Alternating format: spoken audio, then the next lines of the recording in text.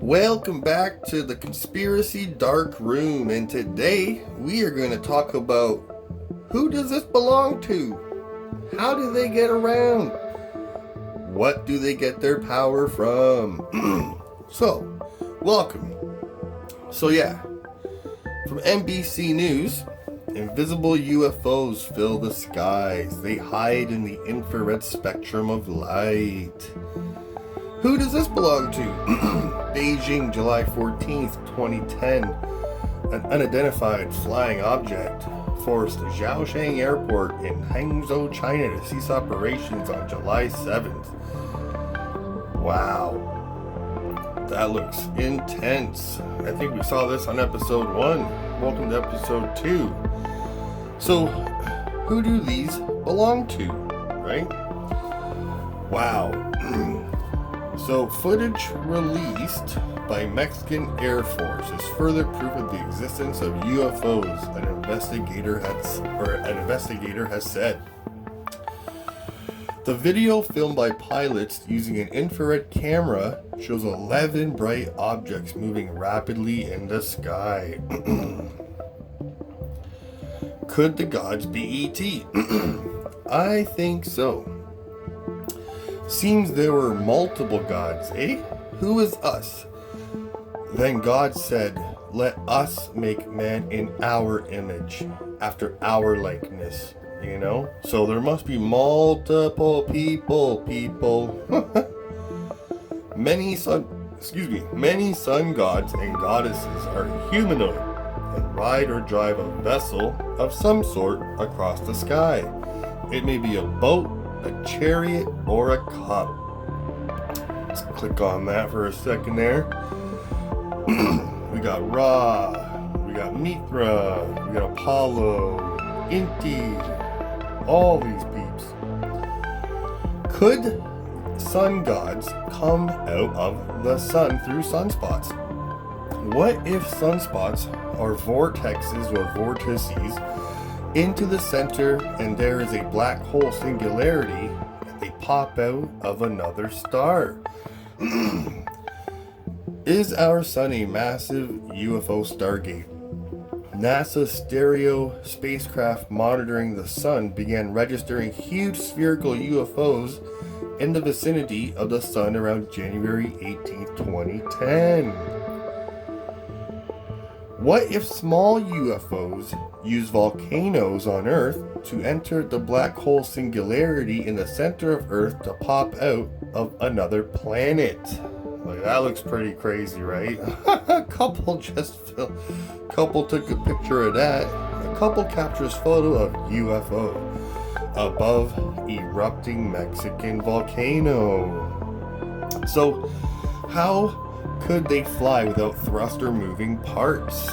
Well, once we understand that the horizontal and vertical controls are obtained by shifting the positive pole, which turns the field, then we are in a position to extrapolate a finished saucer design.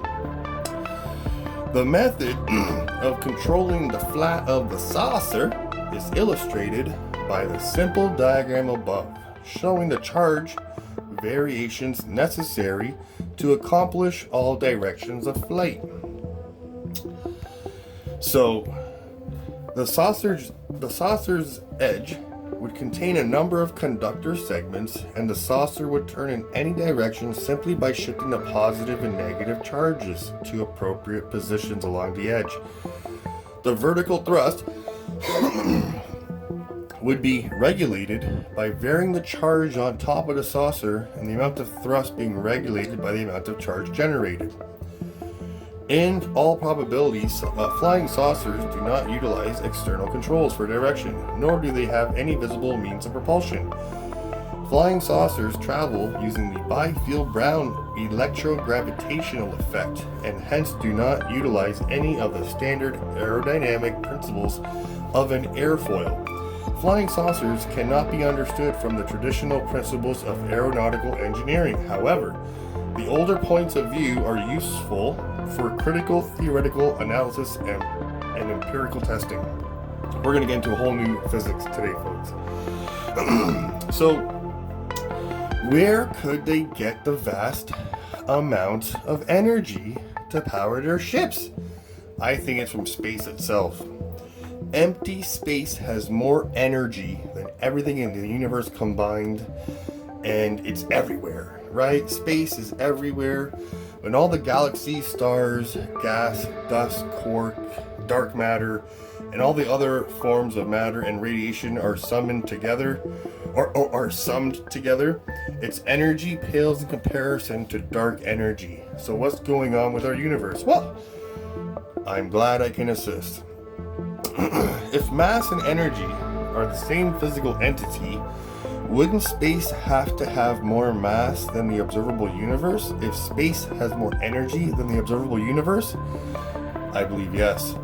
1 centimeter cube of vacuum exceeds the total mass of the observable universe. So if you were to squeeze everything down into 1 square centimeter of space, empty space has more mass. Now you might say, Chris, are you smoking the drugs? And I say, no. What is the mass of the smallest unit of space? The fluctuation of the vacuum in terms of the Planck spherical unit. A PSU, a unit of vacuum oscillations with the diameter of a Planck's length and a radius of a half wavelength, has a mass of 10 to the negative 5 grams. So, therefore, only a very small percentage, 10 to the negative 39% PSUs of the vacuum fluctuations, there we go, PSUs, available within a proton volume need to be cohered and converted to mass energy in order for the proton to meet the Schwarzschild condition, a black hole. This won an award in like 2009, I believe, you know? And if you want to pause that for a second and look at that. So, if the proton obeys the Schwarzschild condition, that means a proton is a black hole singularity. And therefore, the proton is a black hole, and this is why the strong force is 100 million, 10 to the 39 times stronger than gravity, which attracts you to the Earth and Earth to the Sun. Gravity is the strongest force at that scale. Now, is there evidence for these waves? Yes. Vacuums generally are thought to be voids, but Hendrik Casimir believed these pockets of nothing do indeed contain fluctuations of electromagnetic waves. He suggested in work done in the 1940s with fellow Dutch physicist Dirk Polder that 2 metal plates held apart in a vacuum could trap the waves, creating vacuum energy that, depending on the situation, could attract or repel plates as the boundaries of a region of vacuum move. The variation in the vacuum energy, or the variation in vacuum energy, also called zero-point energy, leads to the Casimir effect. Recent research done at Harvard University and elsewhere has proved, and Verge University in Amsterdam and elsewhere has proved Casimir correct and given some experimental underpinning to DARPA's request for research proposals. DARPA. So I think aliens pull energy from space, like how we pull AM and FM radio out of the air, but they have receivers to receive from the power band at billions to trillions to quadrillions of hertz, like tuning a radio. Notice the small antenna on top. Puzzled pilots spot UFOs over the Pacific Ocean, report bizarre lights that kept going in circles. And this is a video from the Mexican pilots that